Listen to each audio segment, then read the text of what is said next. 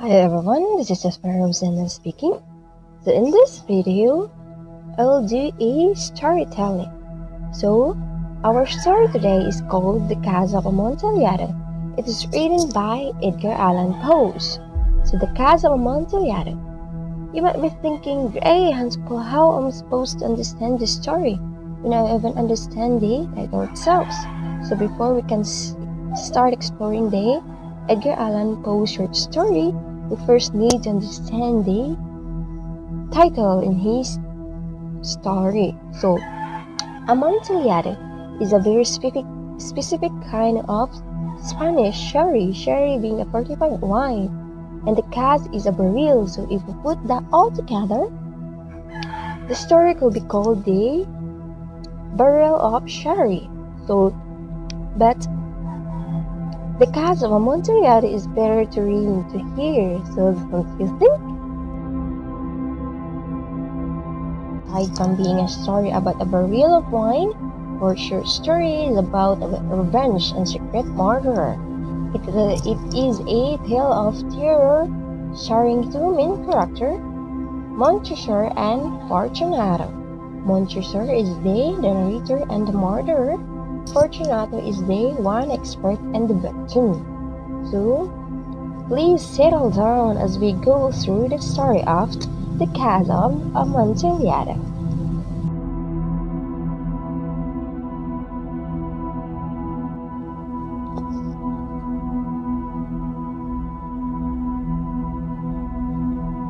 Fortunato and I, both members of very old and important Italian families. We used to play together when we were children.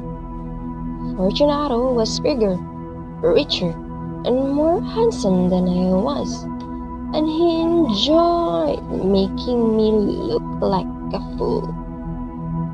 He hurt my feelings 1,000 times during the years of my childhood, and never showed my anger, however.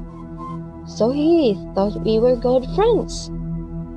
But I promised myself that one day I will punish Fortunato for his insults to me. Many years passed.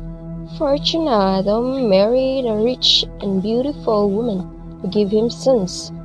Deep in my heart, I hated him. But I never said or did anything that showed him how I really felt. When I smiled at him, he thought it was because we were friends. He did not know it was the thought of his death that made me smile. Everyone in Norristown respected Fortunato. Some men were afraid of him because he was so rich and powerful. He had a weak spot. However, he thought he was an excellent judge of wine. I also was an expert on wine. I spent a lot of money buying rare and costly wines.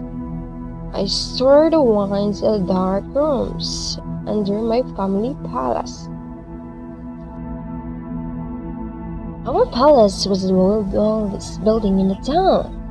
The Montresor family had lived in it for hundreds of years. We had buried our dead in the rooms under the palace. These tombs were quite dark places that no one but myself ever visited. Late one evening during carnival season, I happened to meet Fortunato on the street. He was going home alone from a party. Fortunato was beautiful in his silk suit made of many colors, yellow, green, purple, and red. On his head he wore an orange cap, covered with leather silver bells. I could see he had been drinking too much wine. He threw his arms around me. He said he was glad to see me. I said I was glad to see him too, because I had a lot of problems. "What is it?"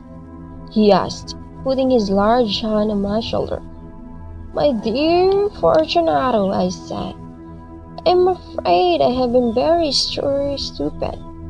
The man who sells me wine said he had a rear barrel of Amontillado.